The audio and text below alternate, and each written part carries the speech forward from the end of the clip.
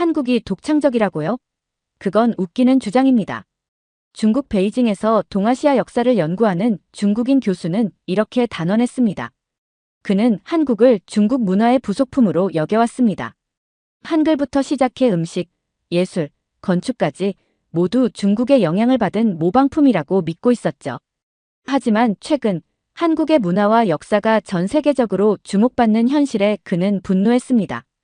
이 모든 것은 진짜가 아니다. 중국에서 가져온 것을 포장한 것일 뿐. 그는 이를 증명하기 위해 한국행 비행기에 올랐습니다. 그가 마주한 한국의 진짜 모습은 과연 그의 신념을 뒤흔들었을까요? 오늘의 사연, 바로 시작하겠습니다. 저는 리웨이라고 합니다. 중국 베이징에서 역사학 교수로 활동하고 있습니다. 저의 전공은 동아시아 역사, 그 중에서도 중국 중심의 문명 발전사입니다. 저는 동아시아의 모든 문화가 중국에서 비롯되었다는 신념을 가지고 연구를 이어왔습니다. 주변 나라들의 역사는 중국 문명의 부속품일 뿐이라고 생각하며 살아왔죠. 한국에 대해서도 그렇게 생각했습니다. 그런데 최근 몇 년간 한국이라는 나라가 세계적으로 큰 주목을 받고 있더군요. 영화, 드라마, 음악, 그리고 심지어 음식까지. 한국이 만든 것이 세계인에게 사랑받고 있다는 소식을 들을 때마다 저는 고개를 갸웃거렸습니다. 한국이 대체 뭐길래 이렇게 주목받는 거지? 라는 의문이 들었어요. 심지어 국제학술회의에서도 한국 학자들이 한국 문화의 독창성을 주장하더군요. 그 자리에서 저는 참지 못하고 말했습니다. 한국 문화의 독창성? 웃기는군요. 한글은 한자를 바탕으로 만들어졌고 조선시대의 유물도 대부분 중국에서 영향을 받은 것입니다. 독창성이라니 말도 안 됩니다. 제 발언에 회의장은 조용해졌지만 한국 학자는 여전히 자신만만한 표정을 짓고 있었습니다. 그 모습에 저는 더욱 화가 났습니다. 귀국 후 저는 친구들과 저녁을 먹으며 그 일을 이야기했습니다. 한국 사람들이 자신들이 독창적이라면서 자랑하는데 사실 전부 중국 덕분 아닌가. 그걸 증명하기 위해 한국에 가보려고 한다. 그러자 친구들은 웃으며 말했어요. 굳이 한국까지 가야 하냐? 그들이 그렇게 믿고 싶으면 믿게 두지. 하지만 저는 고집을 꺾을 수 없었습니다. 직접 가서 한국 문화의 뿌리가 중국에 있음을 확인하고 그것을 입증할 증거를 가져오겠다고 다짐했죠. 그래서 저는 한국행 비행기 표를 끊었습니다. 목적은 분명했습니다. 한국이 자랑하는 모든 것들이 사실은 중국의 유산임을 찾아내는 것이었죠. 한국 사람들은 그것을 알게 되면 더 이상 자신들의 문화를 자랑하지 못할 거라고 생각했습니다. 동아시아 역사 속에서 중국은 언제나 중심에 있었고 주변국들은 그 그림자 아래 있었습니다. 그런데 한국이 중국의 문화를 모방한 채 세계적으로 주목받는 현실은 제 자존심을 건드렸습니다. 그래서 이를 바로잡아야겠다는 사명감마저 들었어요. 출발 당일, 저는 비행기 안에서 한국 관련 기사를 읽었어요. K-팝 스타들이 세계 무대에서 공연하고 한식이 미슐랭 가이드에 오르는 기사가 넘쳐났습니다. 기사에 달린 댓글을 읽으면서 점점 화가 났습니다. 한국 음식은 건강하고 세련됐다. 한국은 창의적이고 발전적인 나라야. 이런 말들을 읽을 때마다 제 속이 뒤집혔습니다. 비행기가 인천공항에 착륙했을 때 저는 마음속으로 다짐했습니다. 이곳의 문화는 중국의 유산일 뿐이라는 것을 밝히고야 말겠다. 인천공항에 도착한 순간부터 저는 뭔가 이상하다고 느꼈습니다. 공항은 깨끗하고 정돈된 분위기였으며 효율적으로 운영되고 있었습니다. 분명히 첫 인상은 좋았지만 겉만 번지르르 할 뿐이라고 넘기려 했습니다. 짐을 찾고 공항 철도를 타러 가는 동안에도 제 머릿속에는 오로지 한국의 문화가 중국의 영향을 얼마나 받았는지 조사하는 계획만 가득했어요. 공항 철도를 탔을 때 열차 안의 조용한 분위기가 제게 약간의 충격을 주었습니다. 중국의 대도시 지하철에서는 언제나 소음이 넘쳐나곤 했는데 여기는 달랐죠. 사람들이 휴대폰으로 무언가를 보거나 조용히 책을 읽는 모습이 이채로웠어요. 물론 이것도 단순히 외형적인 모습일 뿐이라고 넘겼습니다. 서울역에 도착해 숙소로 이동한 뒤 첫날 일정을 정리했어요. 제 첫 번째 방문지는 경복궁이었죠. 한국에서 가장 상징적인 전통 건축물이라 불리는 곳이니 중국 건축의 흔적을 발견하기에 완벽한 장소라고 생각했습니다. 경복궁에 도착하니 사람들이 꽤 많았어요. 특히 한복을 입고 사진을 찍는 사람들로 붐볐는데 외국인 관광객들도 그 옷을 입고 즐기는 모습을 보며 저도 모르게 피식 웃었습니다. 중국의 한푸에서 기원한 옷을 이렇게 자랑스러워하다니. 이런 생각을 하며 궁궐 내부로 발걸음을 옮겼습니다. 정문을 지나자마자 웅장한 경회루가 눈에 들어왔어요. 연못과 함께 조화를 이루고 있는 건축물의 모습은 인상적이었지만 저는 곧 경계심을 가다듬었죠. 가이드 투어를 들을까 망설이다가 마침 한 무리의 단체 관광객이 가이드의 설명을 듣는 모습을 보고 발걸음을 멈췄습니다. 가이드의 첫 마디는 의외로 간결했습니다. 경복궁은 조선 왕조의 중심이었던 궁궐로 1395년에 처음 지어졌습니다. 당시 한국 고유의 건축 방식과 유교적 이상이 담겨 있는 공간입니다. 저는 그 말을 듣고 속으로 어처구니가 없다는 생각이 들었어요. 고유의 건축 방식, 유교라면 당연히 중국에서 가져온 거잖아. 하지만 가이드의 설명은 계속 이어졌습니다. 그는 경복궁의 공간 배치와 자연과의 조화를 강조하며 이를 한국만의 독창적인 해석이라고 설명했습니다. 저는 한 번도 그런 식으로 생각해 본 적이 없었기에 황당했습니다. 관광객들 사이에서 가이드의 말을 들으며 궁궐을 돌아다니던 중 갑자기 한 중년 남성이 제게 말을 걸었습니다. 안녕하세요. 어디서 오셨나요? 저는 잠시 머뭇거리다가 대답했습니다. 중국에서 왔습니다. 조선시대 건축을 연구하기 위해 방문했어요. 그러자 그는 친절하게 미소를 지으며 말했습니다. 경복궁은 우리나라 전통 건축의 정수라고 할 수 있습니다. 조선의 문화와 철학이 담겨 있죠. 특히 자연과의 조화가 중요하다고 여겼던 조선의 건축 사상이 잘 반영되어 있습니다. 저는 속으로 그게 다 중국에서 배운 거 아닌가 라고 생각하며 대화에 적당히 맞장구를 쳤습니다. 하지만 그의 태도는 지나치게 진지했습니다. 그는 마치 경복궁이 세계적으로도 독보적인 건축물인 것처럼 이야기하고 있었어요. 그때 마침 복원에 대한 이야기가 나왔습니다. 그는 일제강점기 동안 파괴된 경복궁의 복원 과정을 간략히 설명했는데 저는 그 말을 듣자마자 흥미를 잃었습니다. 결국 복원된 건물이라면 원래 모습은 아니겠네. 역사적 가치는 반감될 수밖에 없지. 저는 그에게 대놓고 말했습니다. 복원이라면 원래 모습과는 다른 점이 많을 것 같은데요. 그러면 이곳의 역사적 의미도 퇴색되지 않을까요? 그는 잠시 멈칫하더니 단호한 목소리로 대답했어요. 그렇지 않습니다. 경복궁은 건물의 형태가 아니라 그 속에 담긴 정신과 철학이 중요한 곳입니다. 일제강점기 동안 많은 부분이 훼손되었지만 우리는 우리 스스로 복원하며 그 가치를 되살렸죠. 저는 그의 말을 이해하기 어려웠습니다. 역사적 가치는 원본에 있어야 하는데 복원된 건물에 대해 이렇게 열정을 보이는 것이 낯설었거든요. 경복궁을 떠나며 저는 생각이 많아졌습니다. 한국 건축이 중국의 영향을 벗어나지 못했을 것이라고 확신했지만 가이드와 한국인의 설명은 제가 간과했던 부분들을 짚어주는 듯 했습니다. 하지만 제 결론은 여전히 확고했어요. 결국 한국의 문화는 중국의 영향을 받은 것이고 독창성은 과장된 것일 뿐이다. 다음 목적지는 한글 박물관이었습니다. 사실 한글에 대해 특별히 관심이 있었던 것은 아닙니다.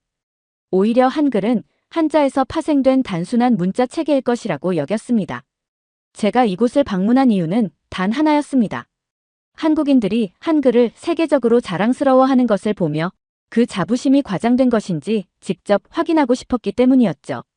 박물관 입구에 들어서자 훈민정음이라는 단어가 크게 쓰인 벽면이 눈에 띄었습니다. 안내문에는 이렇게 적혀 있었죠.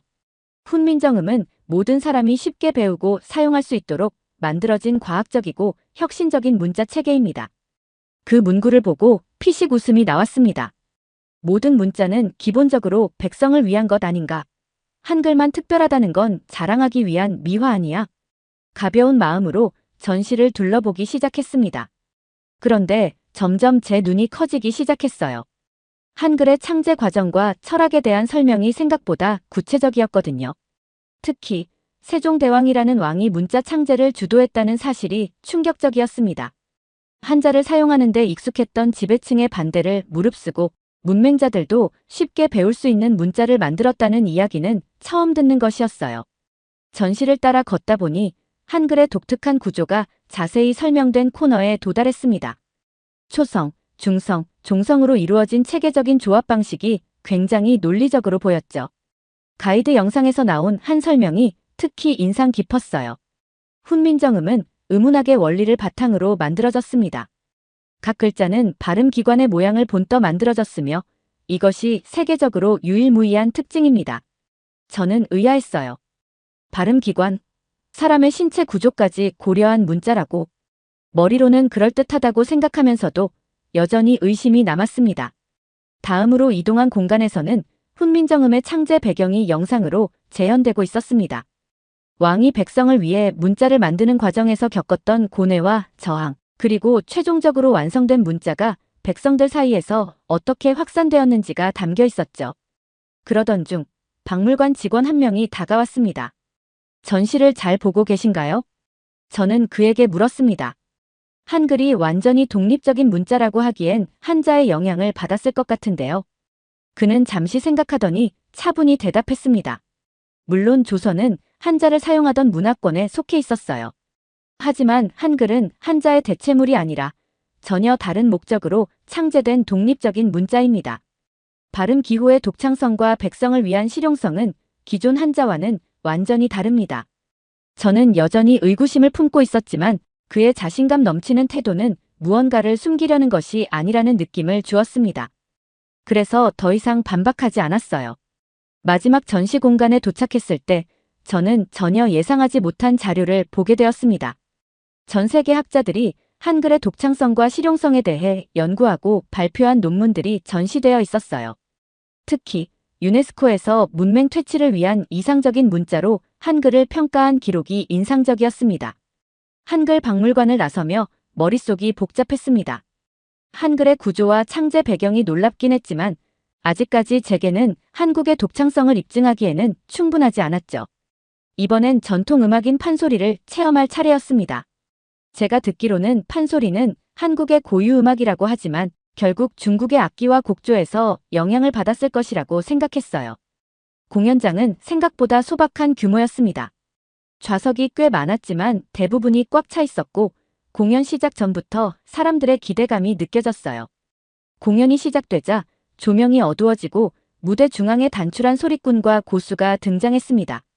그 순간 공연장이 조용해지며 긴장감이 감돌았습니다. 소리꾼이 첫 소리를 내자마자 저는 무언가가 달랐다는 걸 느꼈어요. 판소리의 첫 음은 깊고도 강렬했어요. 마치 영혼 깊은 곳에서 울리는 소리를 뿜어내는 듯 했죠. 고수의 북소리는 소리꾼의 목소리와 완벽하게 조화를 이루며 이야기에 생동감을 더했습니다. 소리꾼은 춘향가의 한 장면을 연기하며 노래를 불렀습니다. 춘향과 이몽룡의 애틋한 사랑, 그리고 이별의 아픔이 그의 목소리에 담겨 있었습니다.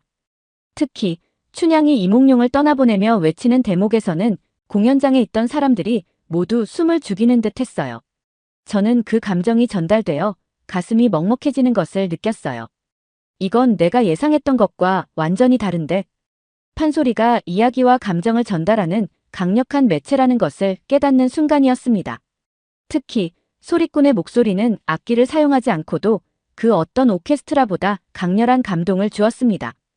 한 번도 경험해보지 못한 새로운 예술 형태였죠. 공연이 끝나고 박수 소리가 공연장을 가득 채웠습니다. 공연이 끝난 후에도 여운이 가시지 않았어요. 한국 전통 문화에 대한 자료를 좀 더 깊이 알아보기 위해 한국민속박물관을 찾았습니다. 이곳은 다양한 유물을 통해 한국의 전통적인 생활 방식과 역사를 엿볼 수 있는 공간이라고 했습니다.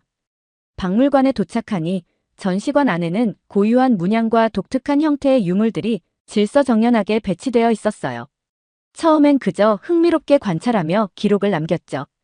하지만 어느 한 유물 앞에서 발걸음을 멈췄습니다. 유물의 문양이 어디서 많이 본 듯 낯익었거든요.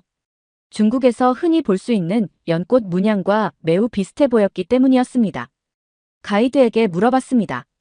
이 유물의 문양은 중국에서 유래된 게 아닌가요? 가이드는 미소를 지으며 단호하게 대답했습니다. 아니요. 이 문양은 한국 고유의 상징성을 지닌 것으로 독자적으로 발전한 디자인입니다. 저는 그 말을 쉽게 믿을 수 없었어요. 중국의 문화적 영향을 부정하려는 한국의 자부심이 느껴졌기 때문입니다. 그래서 더 깊이 추궁했습니다. 하지만 이 패턴은 중국에서 아주 흔히 볼 수 있는 연꽃 문양과 매우 유사합니다. 어쩌면 한국이 이를 가져다 썼을 가능성도 있지 않습니까? 가이드의 얼굴에 잠시 긴장감이 스쳤습니다. 그렇게 생각하실 수도 있지만 이 문양은 삼국시대 때부터 발전한 고유한 것입니다. 그 순간 저는 더욱 반발심이 생겼습니다. 한국이 중국 문화를 도용해 놓고도 고유 문화라고 주장하다니. 이건 그냥 넘어갈 일이 아니야. 박물관을 나오면서 저는 언론사에 제보를 결심했습니다. 한국이 전시 중인 유물 중 일부가 중국의 문화를 도용한 것일 가능성이 높다. 이러한 내용으로 이메일을 작성하며 언론이 이를 보도할 경우 진실을 밝히는데 한 걸음 더 나아갈 것이라 믿었습니다. 얼마 후 지역 언론에서 제보가 실렸고 박물관 측은 급히 입장을 밝혔습니다. 해당 유물은 철저한 고증과 연구를 통해 한국 고유의 문화적 유산임이 입증되었습니다. 잘못된 주장을 바로잡기 위해 관련 자료를 공개할 예정입니다. 박물관 관계자는 제게 자료를 보내며 직접 대면 설명을 제안했습니다. 하지만 저는 이를 곧바로 받아들이지 않았죠. 다음 날 박물관에서 제공한 자료를 확인하러 갔습니다. 자료에는 해당 문양이 삼국시대 불교 예술과 함께 발전했으며 그 기원과 의미가 중국의 문양과는 다른 독창적인 해석을 바탕으로 하고 있다는 내용이 상세히 기술되어 있었습니다. 전문가가 추가로 설명했어요. 한국은 외부에서 전해진 요소를 그대로 복제한 것이 아니라 자체적으로 해석하고 발전시켰습니다. 이 유물은 그러한 한국의 독창성을 대표합니다. 그들의 태도는 확고하고 자신감이 넘쳤지만 저는 쉽게 물러날 수 없었어요. 여전히 중국 문양과의 유사성이 너무 뚜렷합니다. 이걸 우연이라 보기엔 어렵습니다. 그는 깊은 한숨을 쉬며 이렇게 말했습니다. 역사를 볼 때는 표면적 유사성만이 아니라 그 안에 담긴 철학과 상징성을 보아야 합니다. 문화는 서로 영향을 주고받으며 발전하지만 각자의 독창성이 반드시 존재합니다. 저는 그 말을 들으며 어딘가 흔들렸습니다.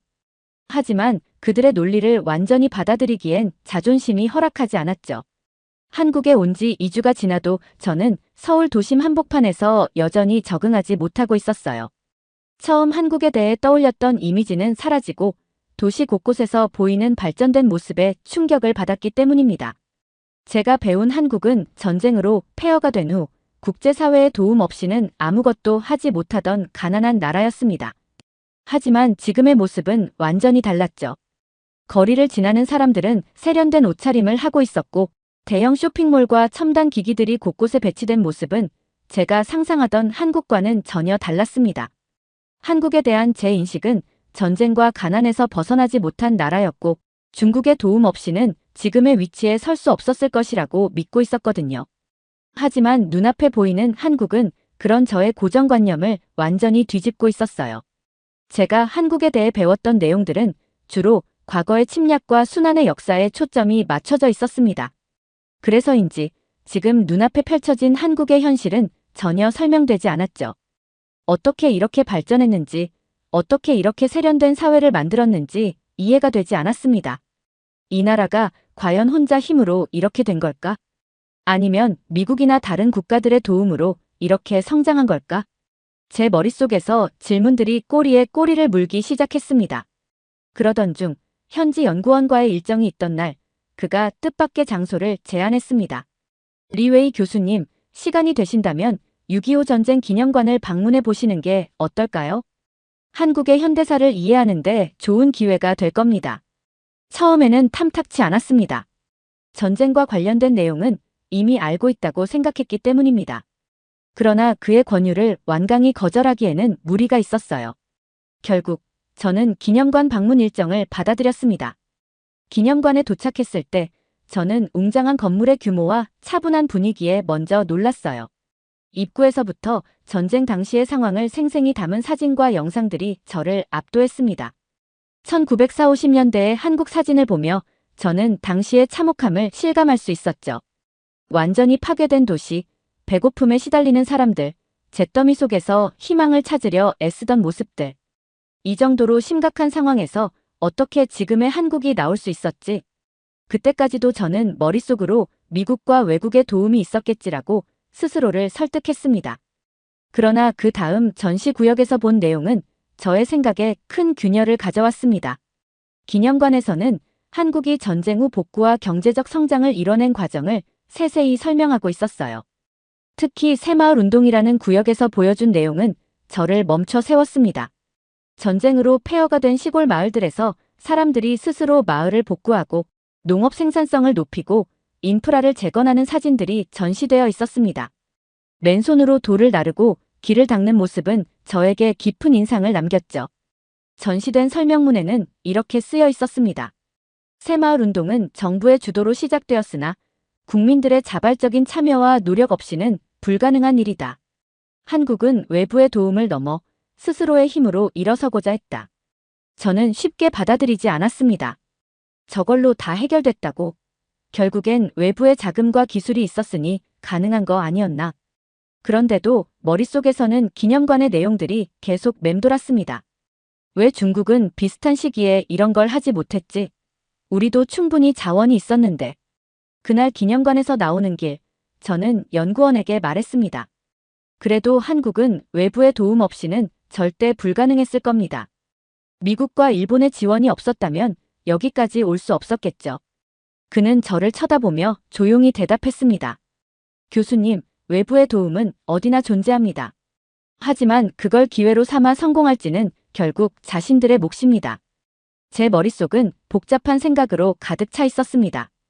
이 나라의 사람들이 가진 특별함이 무엇인지 알아봐야 한다고 생각했습니다. 한국의 현대사와 발전의 비밀을 더 깊이 탐구하지 않으면 안 될 것 같았어요. 며칠 후 저는 더 깊은 이해를 위해 새마을운동 기념관을 방문했습니다. 현대 한국 농촌의 발전에 대해 많은 이야기를 들었지만 실제로 어떤 방식으로 이루어졌는지 직접 확인하고 싶었죠. 처음 기념관에 도착했을 때 입구에 걸린 커다란 표어가 눈에 들어왔습니다. 근면, 자조, 협동. 이 세 단어는 새마을운동의 핵심 가치라고 했습니다. 가난과 열악한 환경을 스스로 극복하려는 의지를 담았다고 하더군요. 전시관 내부에는 새마을운동이 시작되기 전 한국 농촌의 모습을 담은 사진과 영상이 전시되어 있었습니다. 초라한 초가집들, 비포장된 도로, 흙먼지가 날리는 마을의 모습은 마치 전쟁 직후의 모습처럼 보였습니다. 그런데 몇 년 후의 사진에서는 완전히 다른 풍경이 펼쳐졌습니다. 새롭게 지어진 집들, 깔끔하게 정돈된 도로, 밝게 웃고 있는 사람들의 모습이었습니다. 하지만 저는 쉽게 납득할 수 없었습니다. 전시된 설명문과 영상들이 지나치게 미화된 것처럼 보였기 때문입니다. 결국 정부의 명령이 있었으니 가능한 일이었겠지. 이런 집단적 행동은 중국에서도 흔한 방식이었잖아. 중국에서도 대약진 운동이나 문화혁명 같은 대규모 집단적 프로젝트가 진행된 적이 있었습니다. 물론 결과는 참혹했지만 그 과정에서 동원된 사람들의 노력은 비슷하게 보였죠. 결국 한국도 중국처럼 집단주의를 이용한 거겠지라는 생각이 떠올랐어요. 하지만 그러던 중 저는 한 가지 의문을 품게 됐습니다. 그런데 왜 한국은 성공하고 중국은 실패했지? 기념관 관람을 마친 후 저는 인근 농촌 마을을 방문하기로 했습니다. 현대적으로 변한 농촌의 모습을 직접 보고 싶었거든요. 그곳에서 만난 한마을 주민은 70대의 할아버지였습니다. 그는 새마을운동 당시의 경험을 생생히 기억하고 있었어요. 그때는 정말 모두가 어려웠어요. 먹을 것도 부족하고 마을은 완전히 폐허 같았죠. 그런데 어느 날 마을 사람들이 함께 모여서 이야기를 나누기 시작했어요. 우리가 이렇게 살 수는 없다. 뭔가를 바꿔야 한다고요. 그는 마을 사람들끼리 먼저 길을 닦고 집을 짓고 작은 다리까지 만들었다고 말했습니다. 그 말을 듣고 저는 즉시 반박했습니다. 하지만 정부가 시멘트를 제공했다면 결국 정부주도 아니었습니까? 주민들이 자발적으로 했다기보다는 정부의 지시에 따른 게 아닌가요? 그는 잠시 제 말을 듣고 조용히 고개를 저으며 대답했습니다. 우리는 누가 시켜서 한 게 아닙니다. 우리 스스로 필요하다고 느꼈기에 움직인 겁니다. 그의 말은 제 고정관념에 큰 충격을 주었습니다. 마을을 떠나는 길, 저는 그 할아버지의 이야기가 머릿속에서 떠나지 않았습니다. 정말로 스스로 했다고. 정부의 압력이 없었다면 어떻게 그렇게 많은 사람들이 자발적으로 행동했을까? 중국에서 자발적 행동은 대부분 개인의 이익을 위한 경우에나 이루어졌습니다. 집단적 이익을 위해 자발적으로 움직인다는 개념은 생소했습니다. 그날 밤 숙소로 돌아온 저는 연구 자료를 다시 펼쳐보았습니다. 한국의 발전 과정을 설명하는 자료들 속에서도 새마을 운동이 차지하는 비중은 컸습니다. 새마을 운동의 흔적을 돌아본 뒤 저는 다시 문화적 관점에서 한국을 바라보기로 했습니다. 현대의 성장이 어떻게 가능했는지 어느 정도 이해는 되었지만 여전히 한국 문화 자체의 독창성에는 의문을 품고 있었으니까요. 한국이 어떻게 이렇게 오랜 기간 동안 문화적 정체성을 유지할 수 있었는지 파악하고자 저는 독립기념관과 조선 왕릉을 방문하기로 했습니다. 한국의 독립과 역사를 담고 있는 장소라면 분명 그들의 문화가 지속된 비밀을 엿볼 수 있을 것이라 생각했어요. 독립기념관에 들어서자 저는 먼저 눈앞에 펼쳐진 웅장한 전시물에 압도당했습니다. 일본 제국주의 시절의 잔혹한 기록, 독립운동가들의 헌신, 그리고 그들이 겪었던 고통과 희생이 생생하게 전시되어 있었습니다. 하지만 제 머릿속에는 여전히 다른 질문이 남아있었죠. 이 모든 저항과 독립운동도 결국 중국의 영향을 받은 것 아닐까? 만약 중국이 일본과 맞섰던 역사가 없었다면 한국도 버티지 못했을 텐데. 다음 날 저는 조선 왕릉을 방문했습니다. 이곳은 유네스코 세계유산으로 지정된 장소로 한국의 전통 건축과 문화를 보존하는 데 중요한 역할을 했다고 들었습니다. 왕릉의 입구에 들어서자 조용하면서도 엄숙한 분위기가 저를 사로잡았습니다. 나무들이 늘어선 길을 따라 걷다 보니 한국의 전통 건축물이 자연과 조화를 이루며 세워져 있는 모습이 보였죠. 이건 중국에서 온 영향이겠지.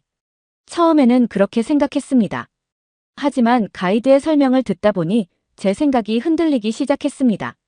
조선 왕릉은 한국의 자연 철학과 전통적인 공간 설계가 반영된 곳입니다. 왕릉을 둘러싼 산세와 나무의 배치는 자연과의 조화를 고려한 결과죠. 이는 한국 고유의 철학에 기반한 설계입니다. 가이드의 설명을 들으면서 저는 문득 중국의 왕릉들과 한국의 왕릉 사이의 차이를 떠올렸습니다. 중국의 왕릉은 웅장하고 권위적이라면 한국의 왕릉은 조용하고 소박하지만 동시에 자연과 어우러지는 특별한 감각이 있었어요. 정말 한국 문화가 중국과는 다른 독창성을 가지고 있는 걸까?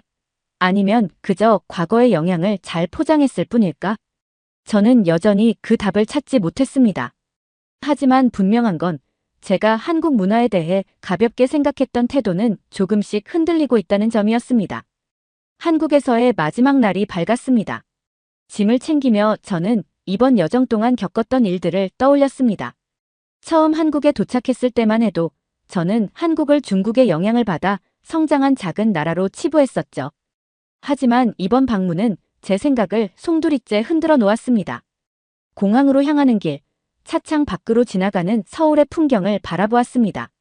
도시 곳곳에 현대적 건물과 전통적 요소가 조화를 이루는 모습이 인상적이었어요.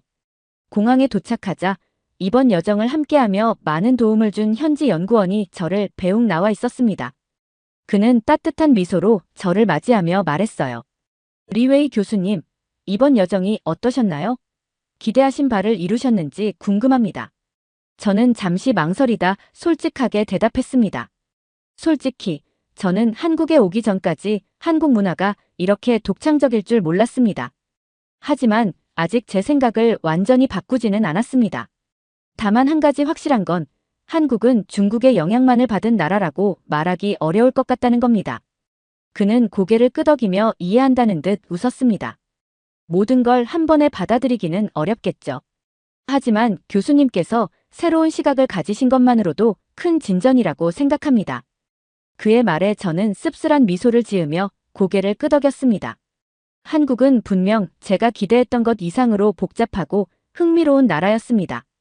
역사적으로 힘들었던 시기를 겪으면서도 자신들만의 문화를 지키고 지금의 세계적인 위상을 만들어낸 것은 결코 우연이 아니었죠. 머릿속은 여전히 혼란스러웠습니다. 한국의 문화와 역사가 중국의 영향을 받았던 것은 사실입니다. 이번 여정에서 느낀 점은 그 영향을 단순히 흡수하는 데 그치지 않고 자신들만의 방식으로 재해석해 새로운 것을 만들어냈다는 점이었습니다. 중국으로 돌아가면 저는 이번 여정에서 느낀 모든 것을 다시 정리할 것입니다. 하지만 한 가지는 분명합니다. 한국은 제가 생각했던 것보다 훨씬 복잡하고 독창적인 나라라는 점입니다. 이번 여정은 저 자신에 대한 도전이었습니다. 한국에서 얻은 경험들은 앞으로도 오랫동안 제 머릿속에서 떠나지 않을 것입니다. 이곳에서 만난 사람들, 보았던 문화와 역사, 그리고 느꼈던 모든 것들이 저를 더 깊이 고민하게 만들었으니까요. 한국을 떠나며 저는 이렇게 다짐합니다. 제가 아직 모르거나 이해하지 못한 것들을 다시 공부하고 새로운 시각으로 이 나라를 바라보겠다고 말이죠. 그리고 언젠가 다시 이곳을 찾아 오늘 느꼈던 혼란스러운 감정의 해답을 찾고 싶습니다. 두 번째 사연 시작합니다. 한국은 우리를 구했을 뿐 아니라 다시 살아가는 법을 가르쳐 주었습니다. 우리는 언젠가 이 은혜를 갚을 수 있기를 간절히 바랍니다. 비록 지금은 작고 불안한 발걸음을 내딛고 있지만 당신들이 보여준 희망을 따라 천천히 나아가고 있습니다. 당신들이 남긴 기억은 우리가 다시 일어설 수 있는 이유가 되었고 그로 인해 우리는 하루하루를 버텨내고 있습니다.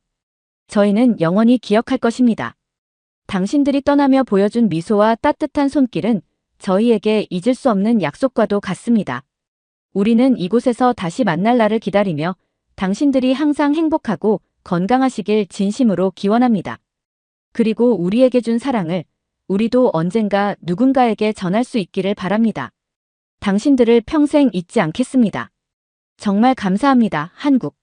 이라고 말하는 여성이 있습니다. 대체 무슨 사연인지 오늘 사연 바로 시작하겠습니다. 안녕하세요. 저는 레일라입니다. 튀르키예 남부의 작은 도시 안타키아에서 평범한 삶을 살고 있었어요. 제 남편 케말과 10살 난 아들 무스타파, 그리고 2살 배기 딸 아일린과 함께 아침 식사를 준비하던 그날 아침을 영원히 잊을 수 없습니다. 2023년 2월 6일, 모든 것이 끝난 듯 느껴졌던 그 순간을 말이죠. 아침은 항상 가족과의 소중한 시간입니다. 케말은 식탁에서 신문을 읽으며 커피를 마셨고 무스타파는 그 옆에 앉아 숙제를 정리하고 있었어요. 저는 딸아이의 머리를 묶어주며 흥얼거리고 있었죠. 그때였습니다. 처음에는 지진 경고음인지 알 수 없던 소리가 들렸고 땅이 미세하게 흔들리는 듯 했어요.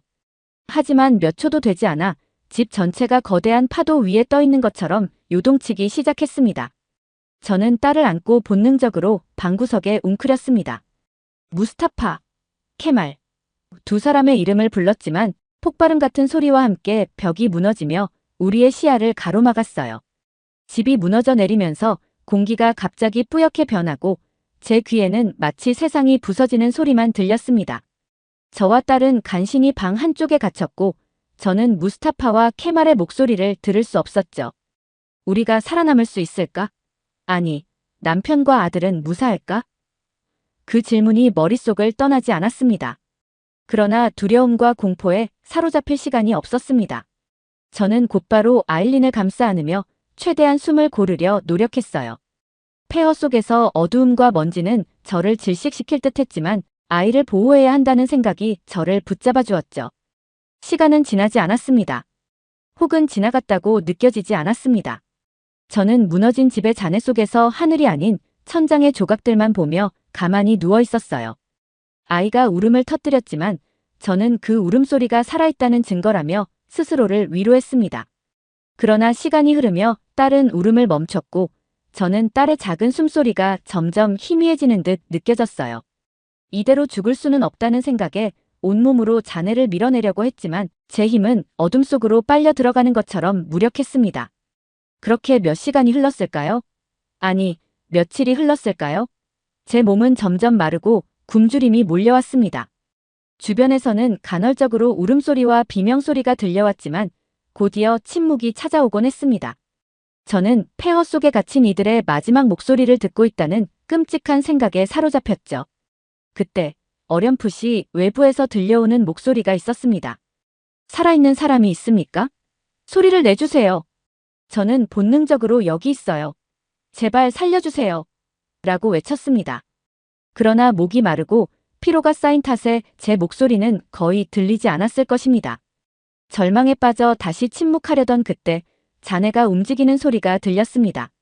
먼지가 날리고 희미한 빛이 제 눈앞으로 들어왔어요. 힘내십시오라는 목소리가 들렸습니다. 시간이 흐르고 조심스럽게 파헤쳐진 잔해 너머로 두 눈이 마주친 사람은 한국인 구호대원이었습니다. 그는 저를 보며 괜찮습니다. 당신과 아기는 안전하게 구조될 것입니다 라고 말했어요. 그 말은 단순한 위로가 아니라 제게 생명을 다시 불어넣는 주문과도 같았죠. 제 심장은 다시 뛰기 시작했고 저는 아일린을 껴안으며 간신히 미소를 지었어요.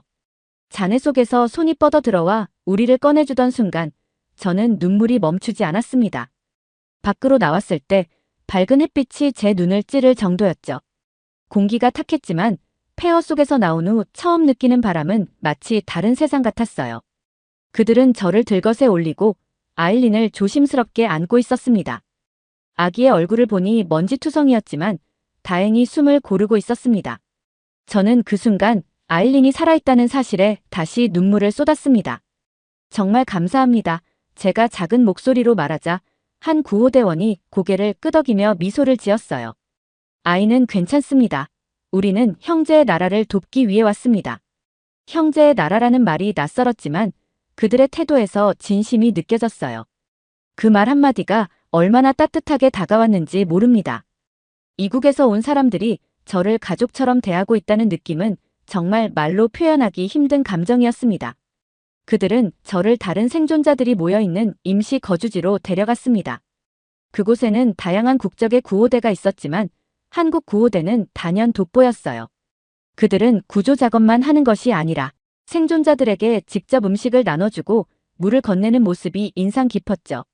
다른 구호대가 주로 전문적인 구조 활동에 집중했다면 한국 구호대는 생존자 한 명 한 명의 상태를 세심히 살피고 있었습니다. 저를 데려온 대원 중 한 명은 제게 담요를 덮어주며 차가운 물을 건넸습니다. 물을 천천히 마시세요. 괜찮아질 겁니다.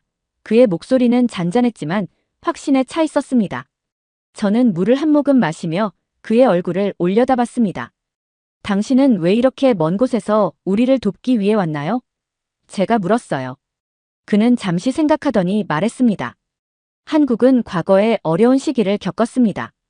그때 튀르키예가 우리를 도왔습니다. 이제는 우리가 돕는 차례입니다. 그의 말이 끝나기도 전에 제 눈에서는 또다시 눈물이 흘렀습니다. 저는 그들이 의무적으로 온 것이 아니라 진심으로 우리를 돕기 위해 왔다는 것을 느낄 수 있었어요. 대피소에 도착한 후 아일린은 의료진의 검사를 받았습니다. 그들의 손길은 조심스러웠고 세심했습니다. 저는 한 대원이 아기를 쓰다듬으며 강한 아이네요. 금방 괜찮아질 겁니다라고 말하는 것을 들었어요. 그 말 한마디에 제 마음은 조금씩 가벼워졌습니다. 그날 밤 저는 거주지의 한 구석에서 아일린을 안고 있었습니다. 주변에는 여전히 구호 활동이 활발하게 이루어지고 있었고 멀리서 들려오는 울음소리와 구조대의 외침이 계속 이어졌습니다. 그러나 이상하게도 제 마음은 조금이나마 안정을 찾을 수 있었습니다. 한국 구호대원들이 보여준 친절함과 헌신이 제게 그런 안정감을 준 것 같았죠. 그들의 태도는 구조와 지원을 넘어선 무언가가 있었습니다. 그들이 단순히 전문성을 갖춘 구호대원이 아니라 가족처럼 생존자를 대하고 있다는 것이 느껴졌어요. 형제의 나라라는 말이 그저 상투적인 표현이 아니라는 것을 깨달았습니다. 그들은 진심으로 우리가 괜찮아지기를 바라고 있었어요. 임시 거주지에서의 생활은 고통과 위로가 뒤섞인 시간이었습니다. 가족을 잃은 이들의 울음소리와 절망 속에서도 한국 구호대는 우리에게 잊을 수 없는 희망의 빛이 되어주었죠. 아일린은 한국 구호대의 보살핌 덕분에 조금씩 안정을 되찾고 있었습니다. 하지만 제 마음속엔 여전히 무거운 돌덩이 같은 불안감이 자리 잡고 있었어요. 무스타파와 케말, 그들이 잔해 속 어딘가에서 저를 기다리고 있을지도 모른다는 생각이 끊임없이 저를 괴롭혔죠. 어느 날 대피소에 새로운 생존자가 구조되었다는 소식이 들렸습니다. 구조된 사람의 이름이 발표될 때 저는 숨을 멈췄습니다. 그러나 무스타파나 케말의 이름은 들리지 않았어요. 저는 참을 수 없었습니다. 저를 잔해 속으로 데려가 주세요. 제 가족을 찾아야 해요. 한국 구호대원들에게 간절히 부탁했습니다. 그들은 제 요청에 당황했지만 제 눈에서 결단과 절박함을 읽은 듯 보였습니다. 한 구호대원이 말했습니다. 위험하지만 당신이 정말 원한다면 저희가 함께 할게요. 하지만 잔해 속에서 침착해야 합니다. 저는 고개를 끄덕이며 감사를 표했습니다. 아일린은 다른 생존자들과 함께 대피소에 남겨졌고 저는 구호대와 함께 잔해로 향했습니다. 그곳은 말로 표현할 수 없는 혼란 그 자체였습니다. 부서진 건물들과 흩어진 잔해, 그리고 아직도 구조되지 못한 사람들을 찾는 대원들의 긴박한 움직임이 이어지고 있었죠. 저는 무스타파와 케말이 마지막으로 있었던 방을 기억하며 대원들에게 위치를 설명했습니다. 그들은 즉시 해당 지역을 파헤치기 시작했습니다. 잔해를 뒤지는 동안 제 마음은 절망과 희망 사이를 오갔습니다. 시간이 지나도 아무것도 발견되지 않았고 저는 점점 더 초조해졌어요. 그러나 대원들은 단 한순간도 포기하지 않았습니다. 한 대원이 여기서 소리가 들립니다. 라고 외치는 순간 저는 심장이 멎는 줄 알았습니다. 우리는 다급히 잔해를 걷어내며 소리의 근원을 찾았어요. 하지만 발견된 것은 제 가족이 아니라 이웃집 할머니였습니다. 그녀는 겁에 질린 얼굴로 잔해 속에서 울고 있었습니다. 대원들은 조심스럽게 구조하며 그녀의 상태를 확인했습니다. 저는 안타까움과 동시에 적어도 한 생명이 더 구해졌다는 사실에 작은 위안을 느꼈죠. 하지만 제 가족은 여전히 찾을 수 없었습니다. 시간이 점점 흐르면서 구조 작업은 점점 힘들어졌고 대원들의 얼굴에도 피로가 묻어났습니다. 한 대원이 저에게 다가와 말했습니다. 우리는 계속 노력할 것입니다. 당신이 원하는 대로 끝까지 함께하겠습니다. 그들의 말은 제게 큰 힘이 되었어요. 그날 저녁 저는 아일린을 재우고 조용히 한 구석에 앉아 있었습니다. 모든 것이 멈춘 듯한 정적 속에서 제 귀에는 여전히 무스타파의 목소리가 들리는 듯했죠. 그들이 어딘가에서 고통스러운 시간을 보내고 있을지도 모른다는 생각이 제 마음을 조각내고 있었습니다. 한국 구호대의 한 대원이 저를 발견하고 조용히 다가왔어요. 그는 무릎을 꿇고 제 손을 가만히 잡으며 말했습니다. 괜찮습니다. 슬퍼해도 됩니다. 그게 잘못된 게 아닙니다. 그의 말은 진심이었지만 저는 고개를 저으며 대답했습니다. 괜찮지 않아요. 제 아이는 어디 있는지조차 모르는데 어떻게 괜찮을 수 있죠? 그는 잠시 저를 바라보다가 한 가지 이야기를 들려주었습니다. 제가 한국에서 구조대원이 되었던 이유는 제 가족이 과거에 비슷한 일을 겪었기 때문입니다. 잃어버린 사람이 있는 고통을 알고 있기에 저는 그 마음을 잊지 않으려고 이 일을 선택했습니다. 그러니 저도 당신의 마음을 조금은 이해할 수 있습니다. 눈물이 끊임없이 났지만 제게 굉장히 큰 위로가 되었습니다. 다음 날 마을 사람들이 자발적으로 복구 작업에 동참하기 시작했습니다. 저도 가만히 원망만 할 수는 없다는 생각에 아일린을 맡기고 손을 걷어붙였어요. 무너진 벽돌을 치우고 사용할 수 있는 자재를 모으며 각자의 자리에서 최선을 다했습니다. 한국 구호대는 이런 움직임을 이끌어내는 중심에 있었죠. 그들은 언제나 미소를 잃지 않았고 우리의 손길을 하나하나 격려했습니다. 저는 복구 작업을 하면서 처음으로 내 손이 다시 쓸모있다는 느낌을 받았어요. 잔해 속에 갇혀있을 때와는 달리 제 손끝에서 무언가가 만들어지고 있다는 사실이 저를 조금씩 바꾸어 놓았습니다. 내 손으로 뭔가를 만들 수 있다면 다시 살아갈 수도 있을 거야. 제 안에서 작은 희망이 피어오르는 것을 느꼈습니다. 그날 밤 한국 구호대는 생존자들을 위해 작은 모닥불 자리를 마련했어요. 불빛 아래에서 사람들은 서로의 얼굴을 마주보며 다시 살아갈 방법을 이야기했죠. 그 자리에서 한 대원이 조용히 말했습니다. 우리는 돕기 위해 이곳에 왔습니다. 하지만 우리가 더 많이 배우고 있습니다. 여러분의 강인함이 우리에게 용기를 줍니다. 그의 말은 마치 제 마음속 깊은 곳을 어루만지는 듯 했습니다. 당신들이 아니었다면 우리는 아직도 절망 속에 빠져 있었을 거예요. 그 말은 제게도 진심이었습니다. 그들이 우리를 단순히 구해준 것이 아니라 우리 자신을 구할 방법을 가르쳐주고 있었어요. 그날 밤 저는 아일린을 품에 안고 중얼거렸습니다. 우리는 일어설 수 있을 거야. 무스타파와 케말도 어딘가에서 우리를 응원하고 있을 거야. 비록 가족을 찾는 여정은 아직 끝나지 않았지만 저는 처음으로 앞으로 나아갈 용기를 얻었습니다. 한국 구호대가 이곳에서의 마지막 날을 맞이했다는 소식이 퍼졌습니다. 그들은 10일간 쉬지 않고 우리와 함께 잔해를 파헤치고 생존자를 구했으며 우리를 위해 쉼터와 기본 시설을 마련해 주었죠. 그러나 이제 그들도 떠날 준비를 하고 있었습니다. 모두가 그들의 떠남을 실감하지 못한 듯 보였어요. 이 폐허 속에서 우리의 손을 잡아준 유일한 사람들이었기에 그들이 없어진다는 것은 다시 혼자 남겨질 것 같다는 불안을 불러일으켰습니다. 사람들은 모여서 조용히 그들의 헌신에 대해 이야기했고 그들에게 무엇이라도 감사의 뜻을 전하고 싶어 했습니다. 그날 오후 구호대는 거주지 한가운데에 모두를 모았습니다. 마지막 인사를 전하기 위한 자리였죠. 그들은 구조 작업을 통해 생존자 8명을 구했지만 남은 피해자들을 모두 구하지 못한 데 대한 아쉬움을 느끼고 있었습니다. 구호대 대장은 침착한 목소리로 말을 시작했습니다. 여러분, 우리는 이제 떠날 시간이 되었습니다. 짧은 시간이었지만 이곳에서 여러분과 함께했던 시간은 우리에게도 잊을 수 없는 기억으로 남을 것입니다. 여러분은 우리에게 강인함과 연대의 가치를 보여주셨습니다. 우리가 할 수 있는 일이 더 많지 않았다는 점이 안타깝지만 여러분이 앞으로 서로를 돕고 다시 일어설 것을 믿습니다. 그의 말에 곳곳에서 울음소리가 들려왔습니다. 저 역시 그들의 말이 가슴에 깊이 와닿았습니다. 그들은 단순히 구조작업을 하러 온 이방인이 아니었어요. 그들은 우리의 형제였고 우리와 함께 고통을 나눈 사람들이었습니다.